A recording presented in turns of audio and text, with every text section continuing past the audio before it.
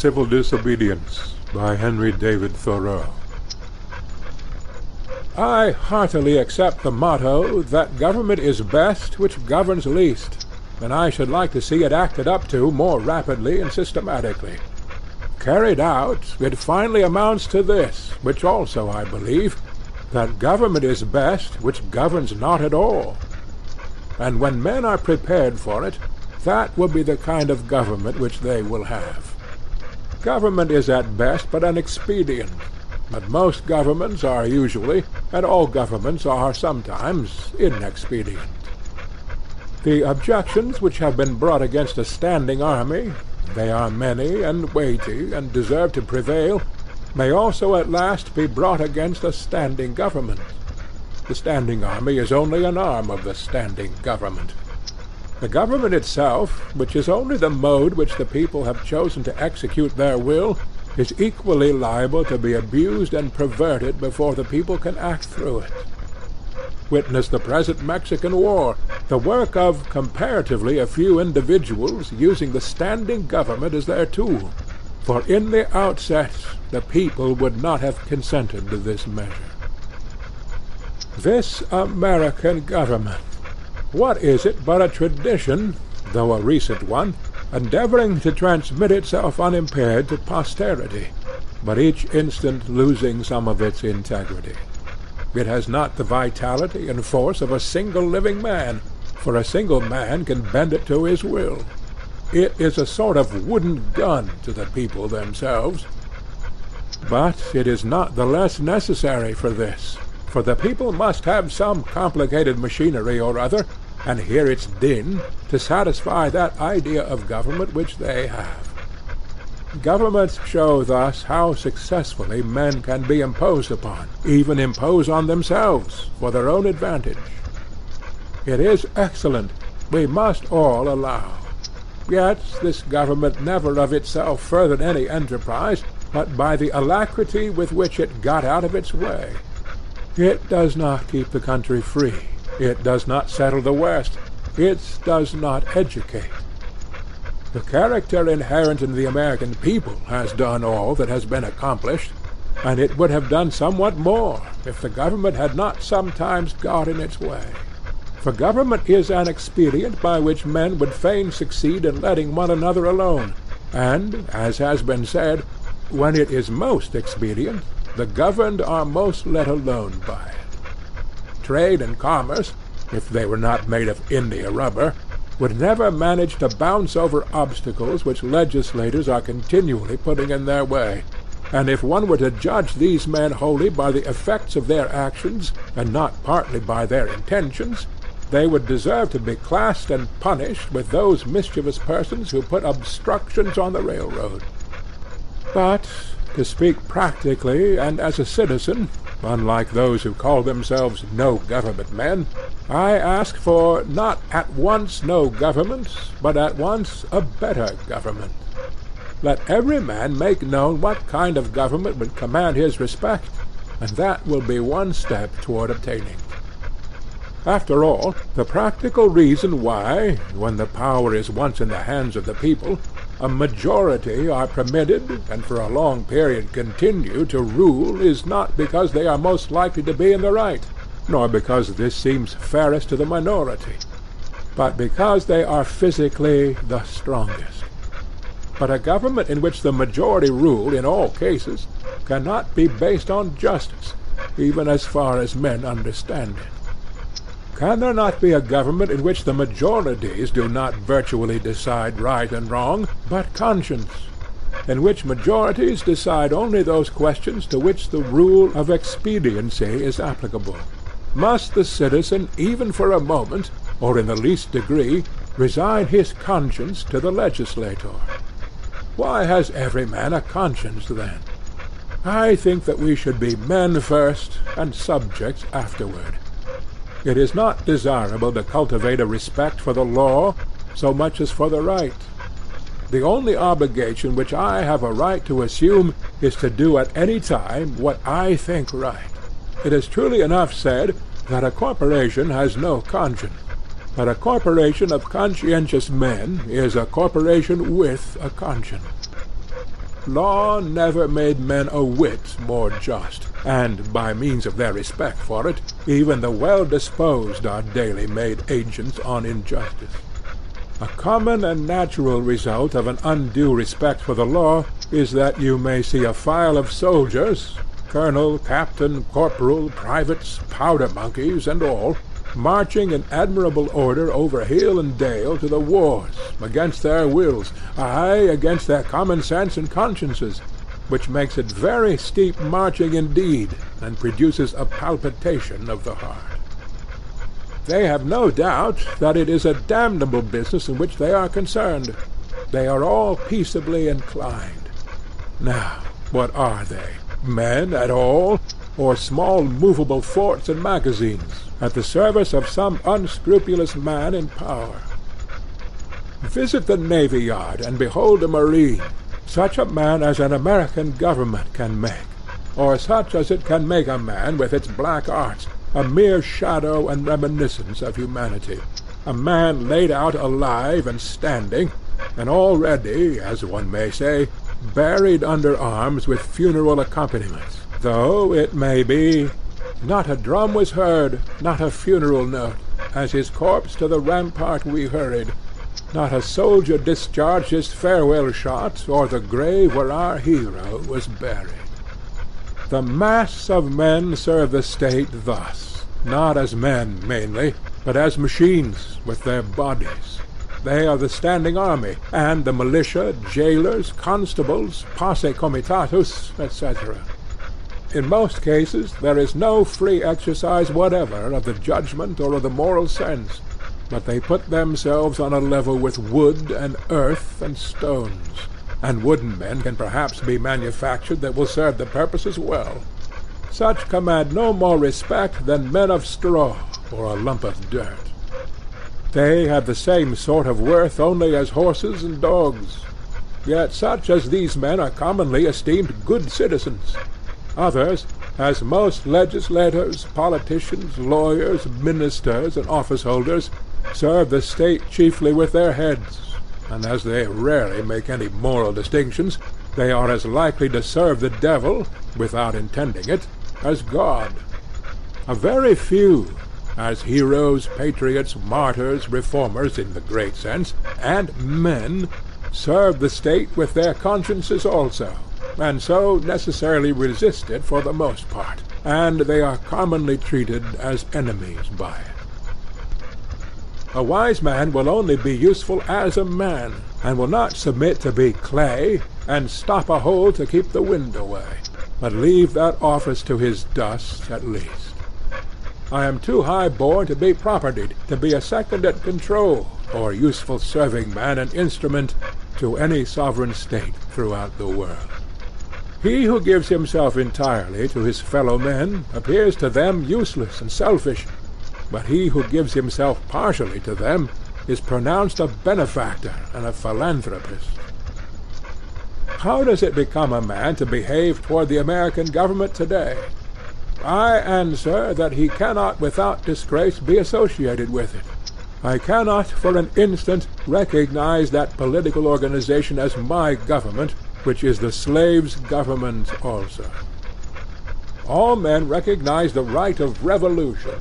That is, the right to refuse allegiance to and to resist the government when its tyranny or its inefficiency are great and unendurable.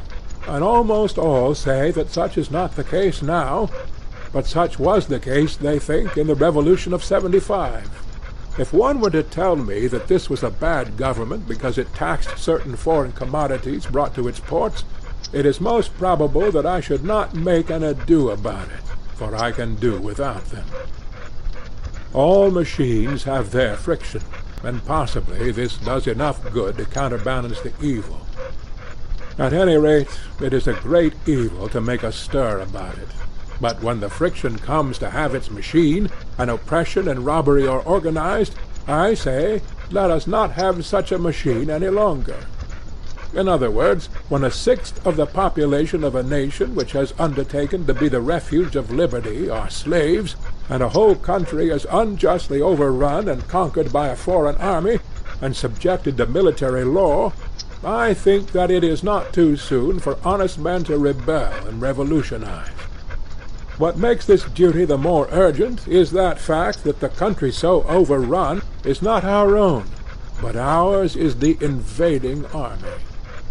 Paley, a common authority with many on moral questions, in his chapter on the duty of submission to civil government, resolves all civil obligation into expediency, and he proceeds to say that, quote, so long as the interest of the whole society requires it, that is, so long as the established government cannot be resisted or changed without public inconvenience, it is the will of God that the established government be obeyed, and no longer. This principle being admitted, the justice of every particular case of resistance is reduced to a computation of the quantity of the danger and grievance on the one side, and of the probability and expense of redressing it on the other." End quote. Of this, he says, every man shall judge for himself. But Paley appears never to have contemplated those cases to which the rule of expediency does not apply, in which a people, as well as an individual, must do justice, cost what it may. If I have unjustly wrested a plank from a drowning man, I must restore it to him though I drown myself. This, according to Paley, would be inconvenient. But he that would save his life in such a case shall lose it. This people must cease to hold slaves, and to make war on Mexico, though it cost them their existence as a people. In their practice, nations agree with Paley. But does anyone think that Massachusetts does exactly what is right at the present crisis? A drab of stats, a cloth of silver slut, to have her train borne up and her soul trail in the dirt. Practically speaking, the opponents to a reform in Massachusetts are not 100,000 politicians at the South, but 100,000 merchants and farmers here, who are more interested in commerce and agriculture than they are in humanity, and are not prepared to do justice to the slave and to Mexico, cost what it may. I quarrel not with far-off foes, but with those who, near at home, cooperate with and do the bidding of those far away, and without whom the latter would be harmless. We are accustomed to say that the mass of men are unprepared, but improvement is slow because the few are not as materially wiser or better than the many. It is not so important that many should be good as you, as that there be some absolute goodness somewhere, for that will leaven the whole lump. There are thousands who are in opinion opposed to slavery and to the war, who yet in effect do nothing to put an end to them, who, esteeming themselves children of Washington and Franklin, sit down with their hands in their pockets, and say that they know not what to do, and do nothing, who even postpone the question of freedom to the question of free trade, and quietly read the prices current along with the latest advices from Mexico after dinner, and, it may be, fall asleep over them both. What is the price current of an honest man and patriot today? They hesitate, and they regret, and sometimes they petition, but they do nothing in earnest and with effect. They will wait, well disposed, for other to remedy the evil, that they may no longer have it to regret. At most they give up only a cheap vote, and a feeble countenance, and Godspeed to the right as it goes by them. There are 999 patrons of virtue to one virtuous man. But it is easier to deal with the real possessor of a thing than with the temporary guardian of it. All voting is a sort of gaming, like checkers or backgammon, with a slight moral tinge to it, of playing with right and wrong, with moral questions, and betting naturally accompanies it. The character of the voters is not staked. I cast my vote, perchance, as I think right, but I am not vitally concerned that that right should prevail. I am willing to leave it to the majority. Its obligation, therefore, never exceeds that of expediency. Even voting for the right is doing nothing for it. It is only expressing to men feebly your desire that it should prevail. A wise man will not leave the right to the mercy of chance, nor wish it to prevail through the power of the majority. There is but little virtue in the action of masses of men. When the majority shall at length vote for the abolition of slavery, it will be because they are indifferent to slavery, or because there is little but slavery left to be abolished by their vote. They will then be the only slaves. Only his vote can hasten the abolition of slavery who asserts his own freedom by his vote. I hear of a convention to be held in Baltimore, or elsewhere, for a selection of a candidate for the presidency, made up chiefly of editors and men who are politicians by profession. But I think, what is it to any independent, intelligent, and respectable man what decision they may come to? Shall we not have the advantage of this wisdom and honesty, nevertheless? Can we not count upon those independent votes? Are there not many individuals in the country who do not attend conventions? But no, I find that the respectable man, so-called, has immediately drifted from his position and despairs of his country, when his country has more reasons to despair of him. He forthwith adopts one of the candidates thus selected as the only available man, thus proving that he is himself available for any purposes of the demagogue. His vote is of no more worth than that of any unprincipled foreigner or hireling native who may have been bought. Oh, for a man who is a man, and, as my neighbor says, has a bone in his back which you cannot pass your hand through. Our statistics are at fault. The population has been returned too large. How many men are there to a square 1,000 miles in the country? Hardly one. Does not America offer any inducement for men to settle here?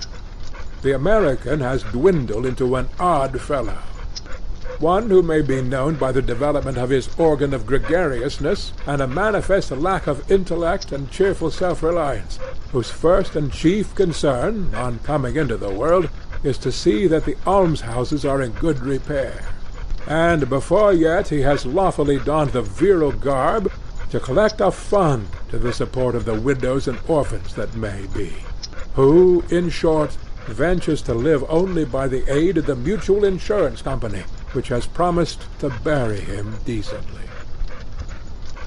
It is not a man's duty, as a matter of course, to devote himself to the eradication of any, even to most enormous wrong. He may still properly have other concerns to engage him, but it is his duty at least to wash his hands of it, and if he gives it no thought longer, not to give it practically his support. If I devote myself to other pursuits and contemplations, I must first see, at least, that I do not pursue them sitting upon another man's shoulders.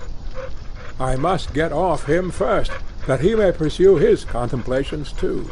See what gross inconsistency is tolerated. I have heard some of my townsmen say, I should like to have them order me out to help put down an insurrection of the slaves, or to march to Mexico. See if I would go.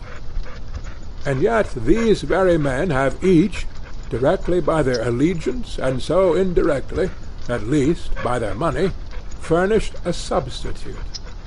The soldier is applauded who refuses to serve in an unjust war by those who do not refuse to sustain the unjust government which makes the war, is applauded by those whose own act and authority he disregards and sets at naught, as if that state were penitent to that degree that it hired one to scourge it while it sinned, but not to that degree that it left off sinning for a moment. Thus, under the name of order and civil government, we are all made at last to pay homage to and support our own meanness. After the first blush of sin comes its indifference, and from immoral it becomes, as it were, unmoral, and not quite unnecessary to that life which we have made. The broadest and most prevalent error requires the most disinterested virtue to sustain it. The slight reproach to which the virtue of patriotism is commonly liable, the noble are most likely to incur.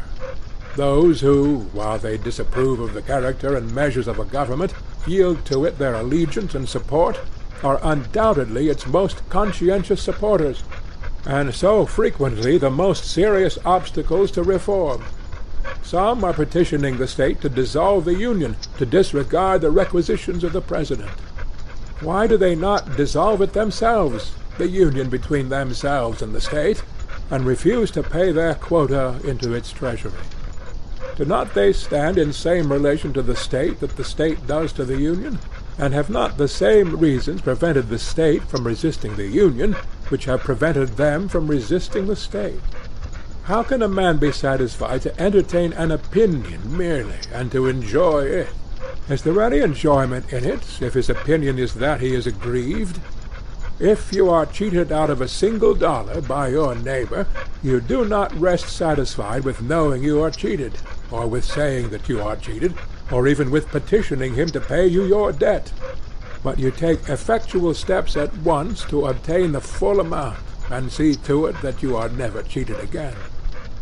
Action from principle, the perception and the performance of right, changes things and relations. It is essentially revolutionary, and does not consist wholly with anything which was. It not only divided states and churches, it divides families. Aye, it divides the individual, separating the diabolical in him from the divine. Unjust laws exist. Shall we be content to obey them, or shall we endeavor to amend them, and obey them until we have succeeded, or shall we transgress them at once? Men generally, under such a government as this, think that they ought to wait until they have persuaded the majority to alter them. They think that if they should resist, the remedy would be worse than the evil. But it is the fault of the government itself that the remedy is worse than the evil. It makes it worse. Why is it not more apt to anticipate and provide for reform? Why does it not cherish its wise minority? Why does it cry and resist before it is hurt? Why does it not encourage its citizens to put out its faults, and do better than it would have them? Why does it always crucify Christ, and excommunicate Copernicus and Luther, and pronounce Washington and Franklin rebels? One would think that a deliberate and practical denial of its authority was the only offense never contemplated by its government. Else, why has it not assigned its definite, its suitable and proportionate penalty? If a man who has no property refuses but once to earn 9 shillings for the state, he is put in prison, for a period unlimited by any law that I know, and determined only by the discretion of those who put him there. But if he should steal 90 times 9 shillings from the state, he is soon permitted to go at large again. If the injustice is part of the necessary friction of the machine of government, let it go. Let it go. Perchance it will wear smooth. Certainly the machine will wear out. If the injustice has a spring, or a pulley, or a rope, or a crank, exclusively for itself, then perhaps you may consider whether the remedy will not be worse than the evil. But if it is of such a nature that it requires you to be the agent of injustice to another, then I say break the law. Let your life be a counter-friction to stop the machine. What I have to do is to see, at any rate, that I do not lend myself to the wrong which I condemn. As for adopting the ways the state has provided for remedying the evil, I know not of such ways. They take too much time, and a man's life will be gone. I have other affairs to attend to. I came into this world not chiefly to make this a good place to live in, but to live in it, be it good or bad. A man has not everything to do, but something, and because he cannot do everything, it is not necessary that he should be doing something wrong. It is not my business to be petitioning the governor or the legislator any more than it is theirs to petition me. And if they should not hear my petition, what should I do then? But in this case the state has provided no way. Its very constitution is the evil. This may seem to be harsh, and stubborn, and unconciliatory, but it is to treat with the utmost kindness and consideration the only spirit that can appreciate or deserves it. so is all change for the better, like birth and death, which convulse the body. I do not hesitate to say that those who call themselves abolitionists should at once effectually withdraw their support, both in person and property, from the government of Massachusetts, and not wait till they constitute a majority of one before they suffer the right to prevail through them. I think that it is enough if they have God on their side, without waiting for that other one. Moreover, any man more right than his neighbors constitutes a majority of one already.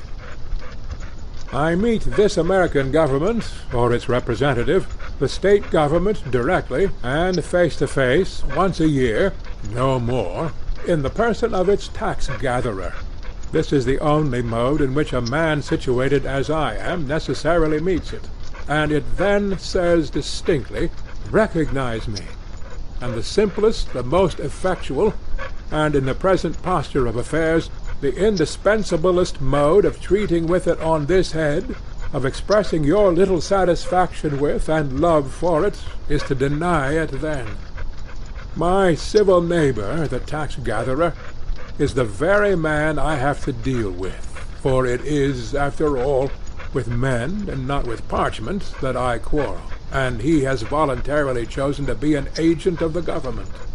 How shall he ever know well that he is and does as an officer of the government, or as a man, until he is obliged to consider whether he will treat me, his neighbor, for whom he has respect, as a neighbor and a well-disposed man, or as a maniac and a disturber of the peace, and see if he can get over this obstruction to his neighborliness without a ruder and more impetuous thought or speech corresponding with his action. I know this well, that if 1,000, if 100, if 10 men whom I could name, if 10 honest men only, yea, if one honest man in this state of Massachusetts, ceasing to hold slaves, were actually to withdraw from this co-partnership, and be locked up in the county jail therefor, it would be the abolition of slavery in America. For it matters not how small the beginning may seem to be. What is once well done is done forever.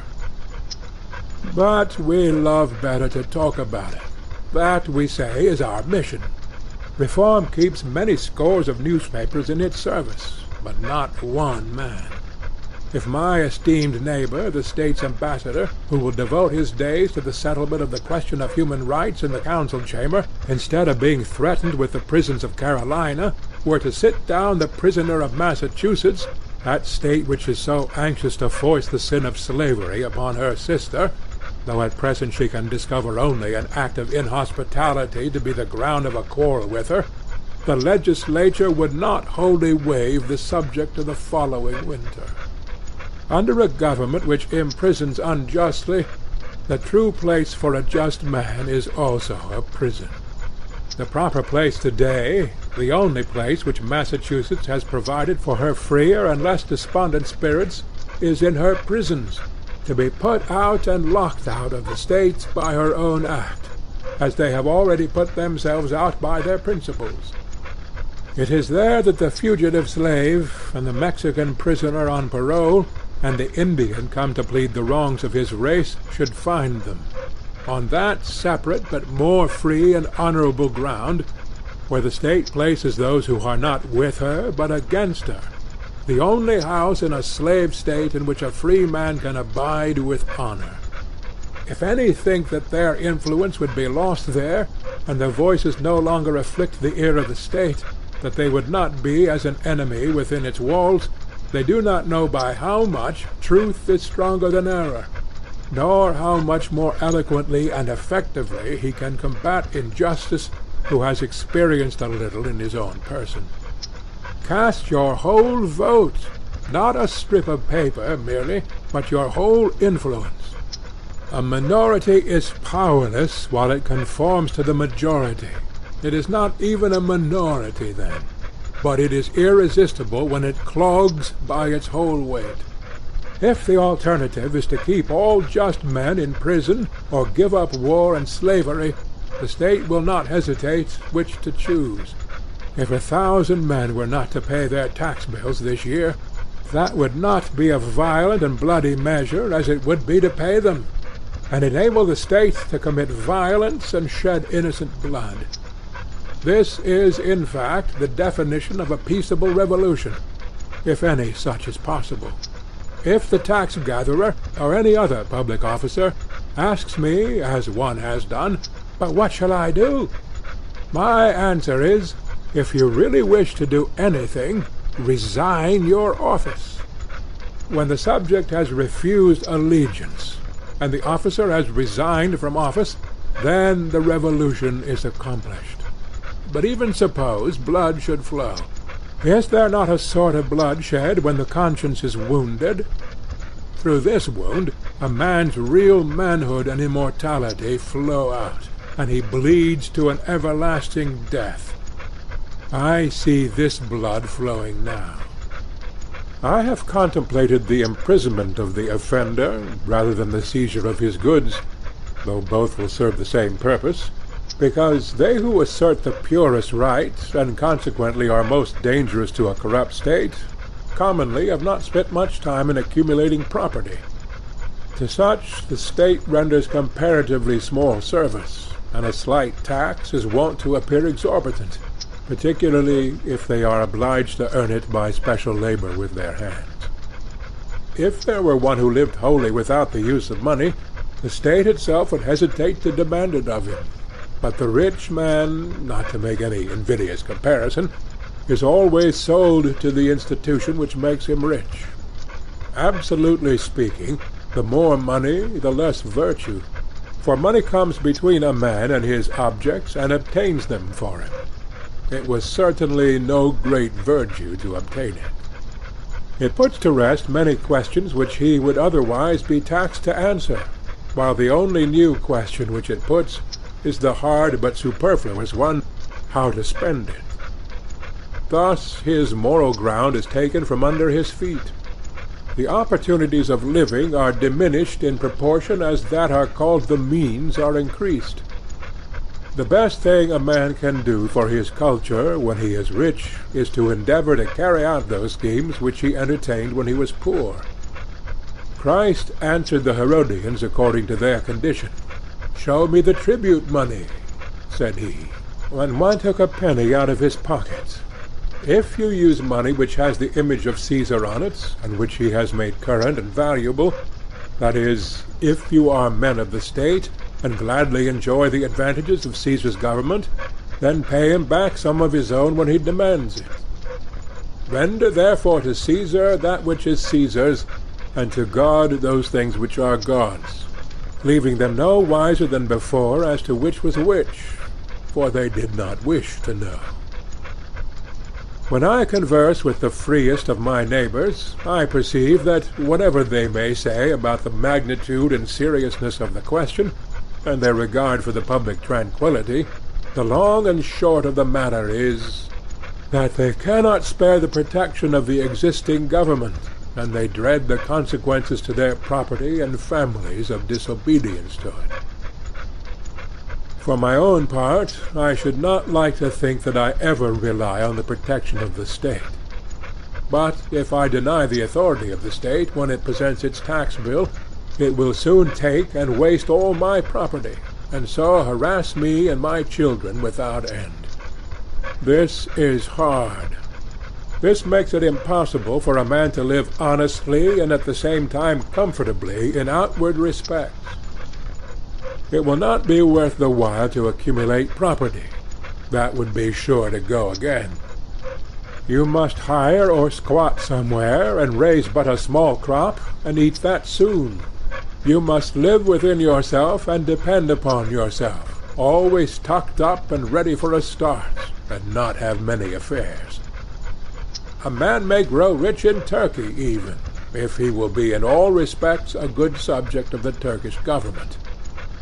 Confucius said, "If a state is governed by the principles of reason, poverty and misery are subjects of shame. If a state is not governed by the principles of reason, riches and honors are subjects of shame." No, Until I want the protection of Massachusetts to be extended to me in some distant southern port, where my liberty is endangered, or until I am bent solely on building up an estate at home by peaceful enterprise, I can afford to refuse allegiance to Massachusetts and her right to my property and life. It costs me less in every sense to incur the penalty of disobedience to the state than it would to obey. I should feel as if I were worth less in that case. Some years ago the state met me in behalf of the church and commanded me to pay a certain sum toward the support of a clergyman whose preaching my father attended, but never I myself. Pay, it said, or be locked up in the jail. I declined to pay, but unfortunately another man saw fit to pay it. I did not see why the schoolmaster should be taxed to support the priest, and not the priest the schoolmaster. For I was not the state's schoolmaster, but I supported myself by voluntary subscription. I did not see why the lyceum should not present its tax bill and have the state to back its demand, as well as the church. However, at the request of the selectmen, I condescended to make some such statement as this in writing. Know all men by these presents that I, Henry Thoreau, do not wish to be regarded as a member of any incorporated society which I have not joined. This I gave to the town clerk, and he has it. The state, having thus learned that I did not wish to be regarded as a member of that church, has never made a like demand on me since, though it said that it must adhere to its original presumption that time. If I had known how to name them, I should then have signed off in detail from all the societies which I never signed on to, but I did not know where to find such a complete list. I have paid no poll tax for 6 years. I was put into a jail once on this account for one night, and as I stood considering the walls of solid stone, 2 or 3 feet thick, the door of wood and iron a foot thick, and the iron grating which strained the light, I could not help being struck with the foolishness of that institution which treated me as if I were mere flesh and blood and bones to be locked up. I wondered that it should have concluded at length that this was the best use it could put me to, and had never thought to avail itself of my services in some way. I saw that if there was a wall of stone between me and my townsmen, there was a still more difficult one to climb or break through before they would get to be as free as I was.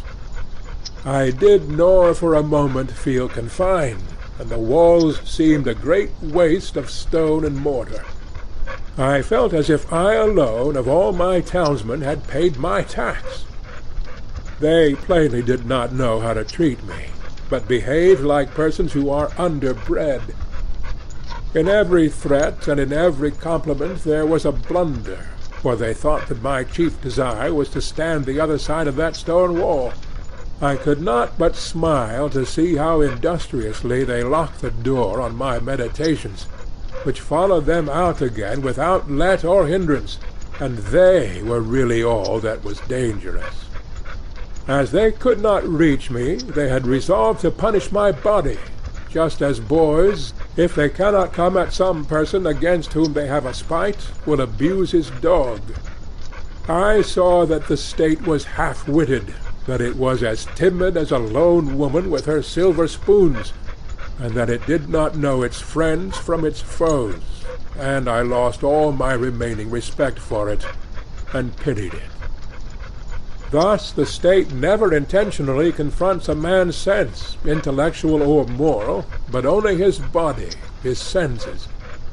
It is not armed with superior wit or honesty, but with superior physical strength. I was not born to be forced. I will breathe after my own fashion. Let us see who is the strongest. What force has a multitude? They only can force me who obey a higher law than I. They force me to become like themselves. I do not hear of men being forced to live this way or that by masses of men. What sort of life were that to live? When I meet a government which says to me, your money or your life, why should I be in haste to give it my money? It may be in a great strait and know not what to do. I cannot help that. It must help itself. Do as I do. It is not worth the while to snivel about it. I am not responsible for the successful working of the machinery of society. I am not the son of the engineer. I perceive that when an acorn and a chestnut fall side by side, the one does not remain inert to make way for the other, but both obey their own laws, and spring and grow and flourish as best they can, till one perchance overshadows and destroys the other. If a plant cannot live according to nature, it dies, and so a man. The night in prison was novel and interesting enough. The prisoners in their shirt-sleeves were enjoying a chat and the evening air in the doorway when I entered. But the jailer said, "Come on, boys, it is time to lock up." And so they dispersed, and I heard the sound of their steps returning into the hollow apartments. My roommate was introduced to me by the jailer as a first-rate fellow and a clever man. When the door was locked, he showed me where to hang my hat, and how he managed matters there. The rooms were whitewashed once a month, and this one, at least, was the whitest, most simply furnished, and probably neatest apartment in town. He naturally wanted to know where I came from and what brought me there, and when I had told him, I asked him in my turn how he came there, presuming him to be an honest man, of course, and, as the world goes, I believe he was. "Why," said he, "they accuse me of burning a barn, but I never did it." As near as I could discover, he was probably gone to bed in a barn when drunk and smoked his pipe there, and so a barn was burnt. He had the reputation of being a clever man, had been there some 3 months waiting for his trial to come on, and would have to wait as much longer. But he was quite domesticated and contented, since he got his board for nothing and thought that he was well treated.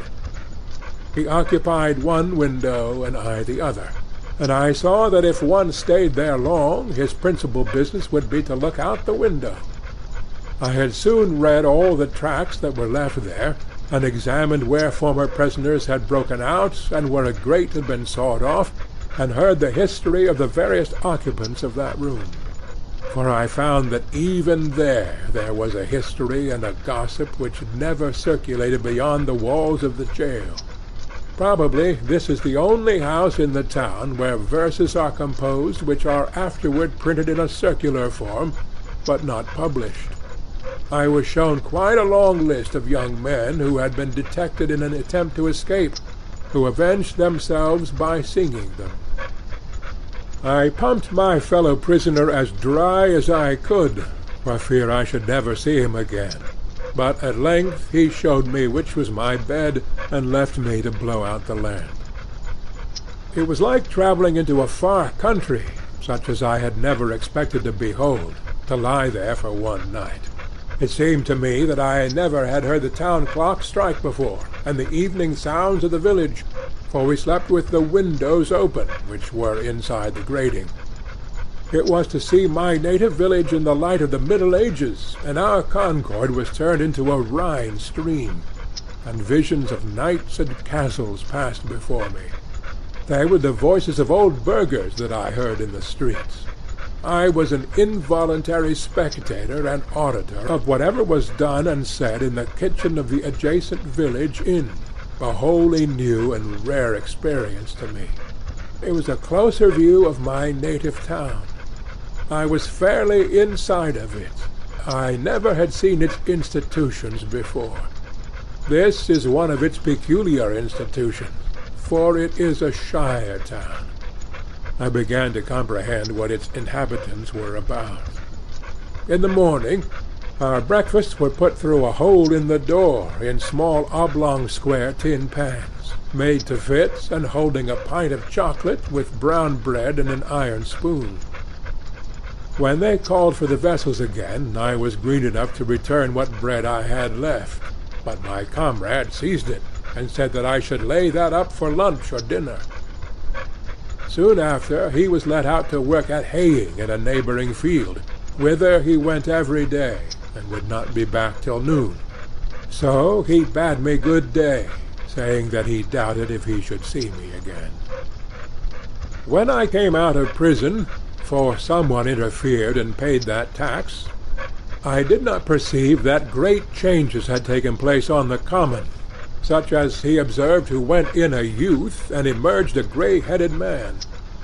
And yet a change had come, to my eyes, over the scene, the town and state and country, greater than any that mere time could effect. I saw yet more distinctly the state in which I lived.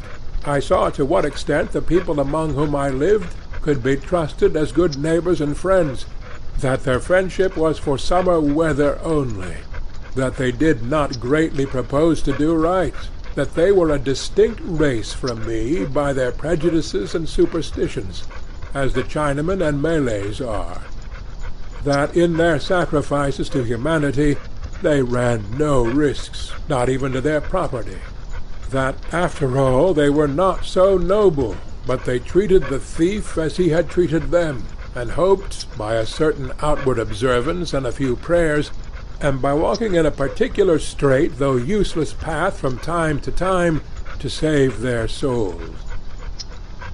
This may be to judge my neighbors harshly, for I believe that many of them are not aware that they have such an institution as the jail in their village. It was formerly the custom in our village, when a poor debtor came out of jail, for his acquaintances to salute him, looking through their fingers, which were crossed to represent the jail window. "How do ye do?" My neighbors did not thus salute me, but first looked at me and then at another, as if I had returned from a long journey. I was put into jail as I was going to the shoemaker's to get a shoe which was mended. When I was let out the next morning, I proceeded to finish my errand, and having put on my mended shoe, joined a huckleberry party, who were impatient to put themselves under my conduct. And in half an hour, for the horse was soon tackled, was in the midst of a huckleberry field, on one of our highest hills, 2 miles off, and then the state was nowhere to be seen. This is the whole history of my prisons. I have never declined paying the highway tax, because I am as desirous of being a good neighbor as I am of being a bad subject. And as for supporting schools, I am doing my part to educate my fellow countrymen now. It is for no particular item in the tax bill that I refuse to pay it. I simply wish to refuse allegiance to the state, to withdraw and stand aloof from it effectually. I do not care to trace the course of my dollar, if I could, till it buys a man or a musket to shoot one with. The dollar is innocent, but I am concerned to trace the effects of my allegiance. In fact, I quietly declare war with the state, after my fashion, though I will still make use and get what advantages of her I can, as is usual in such cases. If others pay the tax which is demanded of me, from a sympathy with the state, they do but what they have already done in their own case, or rather they abet injustice to a greater extent than the state requires. If they pay the tax from a mistaken interest in the individual taxed, to save his property or prevent his going to jail, it is because they have not considered wisely how far they let their private feelings interfere with the public good. This, then, is my position at present. But one cannot be too much on his guard in such a case, lest his actions be biased by obstinacy or an undue regard for the opinions of men. Let him see that he does only what belongs to himself and to the hour. I think sometimes, why, these people mean well, they are only ignorant. They would do better if they knew how. Why give your neighbors this pain to treat you as they are not inclined to? But I think again, this is no reason why I should do as they do, or permit others to suffer much greater pain of a different kind. Again, I sometimes say to myself, when millions of men without heat, without ill will, without personal feelings of any kind, demand of you a few shillings only, without the possibility, such is their constitution, of retracting or altering their present demand, and without the possibility on your side of appeal to any other millions, why expose yourself to this overwhelming brute force? You do not resist cold and hunger, the winds and the waves, thus obstinately. You quietly submit to 1,000 similar necessities. You do not put your head into the fire. But just in proportion as I regard this as not wholly a brute force, but partly a human force, and consider that I have relations to those millions as to so many millions of men, and not of mere brute or inanimate things, I see that appeal is possible, first and instantaneously, from them to the maker of them, and secondly, from them to themselves. But if I put my head deliberately into the fire, there is no appeal to fire or to the maker of the fire, and I have only myself to blame. If I could convince myself that I have any right to be satisfied with men as they are, and to treat them accordingly, and not accordingly in some respects to my requisitions and expectations of what they and I ought to be, then, like a good Mussulman and fatalist, I should endeavor to be satisfied with things as they are, and say it is the will of God. And above all, there is this difference between resisting this and a purely brute or natural force, that I can resist this with some effect. But I cannot expect, like Orpheus, to change the nature of the rocks and trees and beasts. I do not wish to quarrel with any man or nation. I do not wish to split hairs, to make fine distinctions, or to set myself up as better than my neighbors. I seek rather, I may say, even an excuse for conforming to the laws of the land. I am but too ready to conform to them. Indeed, I have reason to suspect myself on this head, and each year, as the tax-gatherer comes round, I find myself disposed to review the acts and position of the general and state government, and the spirit of the people to discover a pretext for conformity.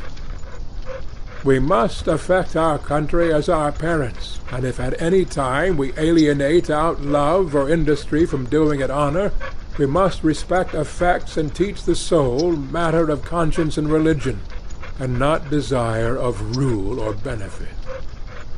I believe that the state will soon be able to take all my work of this sort out of my hands, and then I shall be no better patriot than my fellow countrymen. Seen from a lower point of view, the Constitution, with all its faults, is very good. The law and the courts are very respectable. Even this state and this American government are, in many respects, very admirable, and rare things to be thankful for, such as a great many have described them. Seen from a higher still, and the highest, who shall say what they are, or that they are worth looking at or thinking of at all? However, the government does not concern me much, and I shall bestow the fewest possible thoughts on it. It is not many moments that I live under a government, even in this world. If a man is thought-free, fancy-free, imagination-free, that which is not, never for a long time appearing to be to him, unwise rulers or reformers cannot fatally interrupt him. I know that most men think differently from myself, but those whose lives are by profession devoted to the study of these or kindred subjects content me as little as any. Statesmen and legislators, standing so completely within the institution, never distinctly and nakedly behold it. They speak of moving society, but have no resting place without it. They may be men of a certain experience and discrimination, and have no doubt invented ingenious and even useful systems, for which we sincerely thank them. But all their wit and usefulness lie within certain not very wide limits. They are wont to forget that the world is not governed by policy and expediency. Webster never goes behind government, and so cannot speak with authority about it. His words are wisdom to those legislators who contemplate no essential reform in the existing government. But for thinkers, and those who legislate for all time, he never once glances at the subject. I know of those whose serene and wise speculations on this theme would soon reveal the limits of his mind's range and hospitality. Yet, compared with the cheap professions of most reformers, and the still cheaper wisdom and eloquence of politicians in general, his are almost the only sensible and valuable words, and we thank heaven for him. Comparatively, he is always strong, original, and, above all, practical. Still, his quality is not wisdom, but prudence. The lawyer's truth is not truth, but consistency, or a consistent expediency. Truth is always in harmony with herself, and is not concerned chiefly to reveal the justice that may consist with wrongdoing. He well deserves to be called, as he has been called, the defender of the Constitution. There are really no blows to be given him but defensive ones. He is not a leader, but a follower. His leaders are the men of '87. I have never made an effort, he says, and will never propose to make an effort. I have never countenanced an effort, and never mean to countenance an effort, to disturb the arrangement as originally made, by which various states came into the Union. Still thinking of the sanction which the Constitution gives to slavery, he says, because it was part of the original compact, let it stand. Notwithstanding his special acuteness and ability, he is unable to take a fact out of its merely political relations, and behold it as it lies absolutely to be disposed of by the intellect. What, for instance, it behooves a man to do here in America today, with regard to slavery, but ventures or is driven to make some such desperate answer to the following, while professing to speak absolutely, and as a private man, from which what new and singular of social duties might be inferred. The manner, says he, in which the governments of the states where slavery exists are to regulate it, is for their own consideration, under the responsibility to their constituents, to the general laws of propriety, humanity, and justice, and to God. Associations formed elsewhere, springing from a feeling of humanity, or any other cause, have nothing whatever to do with it. They have never received any encouragement from me, and they never will. They who know of no purer sources of truth, who have traced up its stream no higher, stand, and wisely stand, by the Bible and the Constitution, and drink at it there with reverence and humanity. But they who behold where it comes trickling into this lake or that pool, gird up their loins once more, and continue their pilgrimage toward its fountainhead. No man with a genius for legislation has appeared in America. They are rare in the history of the world. There are orators, politicians, and eloquent men by the thousand, but the speaker has not yet opened his mouth to speak who is capable of setting the much vexed questions of the day. We love eloquence for its own sake, and not for any truth which it may utter or any heroism it may inspire. Our legislators have not yet learned the comparative value of free trade, and of freedom, of union, and of rectitude to a nation. They have no genius or talent for comparatively humble questions of taxation and finance, commerce and manufactures and agriculture. If we were left solely to the wordy wit of legislators in Congress for our guidance, uncorrected by the seasonable experience and the effectual complaints of the people, America would not long retain her rank among the nations. For 1800 years, though perchance I have no right to say it, the New Testament has been written. Yet where is the legislator who has wisdom and practical talent enough to avail himself of the light which it sheds on the science of legislation? The authority of government, even such as I am willing to submit to, for I will cheerfully obey those who know and can do better than I, and in many things even those who neither know nor can do as well, is still an impure one. To be strictly just, it must have the sanction and consent of the governed. It can have no pure right over my person and property but what I concede to it. The progress from an absolute to a limited monarchy, from a limited monarchy to a democracy, is a progress toward a true respect for the individual. Even the Chinese philosopher was wise enough to regard the individual as the basis of the empire. Is a democracy, such as we know it, the last improvement possible in government? Is it not possible to take a step further towards recognizing and organizing the rights of man? There will never be a really free and enlightened state until the state comes to recognize the individual as a higher and independent power, from which all its own power and authority are derived, and treats him accordingly. I please myself with imagining a state at last which can afford to be just to all men, and to treat the individual with respect as a neighbor, which even would not think it inconsistent with its own repose if a few were to live aloof from it, not meddling with it nor embraced by it, who fulfilled all the duties of neighbors and fellow men. A state which bore this kind of fruit and suffered it to drop off as fast as it ripened, would prepare the way for a still more perfect and glorious state, which I have also imagined, but not yet anywhere seen. End of Civil Disobedience by Henry David Thoreau.